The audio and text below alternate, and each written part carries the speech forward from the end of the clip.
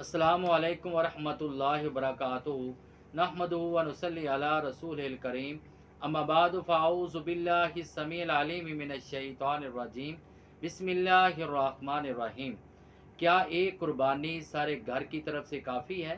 सुनन इब्ने माजा की हदीस है, हदीस नंबर है 3147। और बाज़ साथी ये सवाल करते हैं कि घर के तमाम हर फर्द अपनी अपनी क्या अलहदा कुर्बानी करे कि घर का सरबराह अगर कुर्बानी कर दे वो काफ़ी है।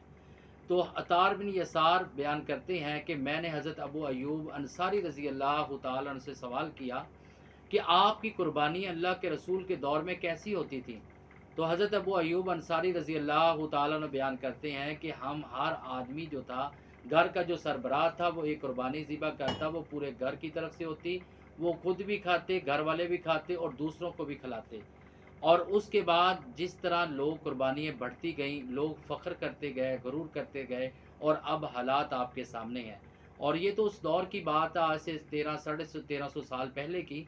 लेकिन आज अगर हम देखा जाए, लोग फ़ख्र में, गुरूर में, तकब्बुर में अपनी कुर्बानी के अपने जानवर को सोशल मीडिया के ऊपर दिखा रहे हैं, मेरा इतना कीमती जानवर है, इतना वज़नी जानवर है। हालाँकि ये सारी चीज़ें रियाकारी में आती हैं, ये सारी की सारी चीज़ें दखलावे में आती हैं इल्ला माशाअल्लाह। तो हमें चाहिए कि हम कुर्बानी अल्लाह की रज़ा के लिए करते हैं और अल्लाह की रज़ा के लिए ही करनी चाहिए।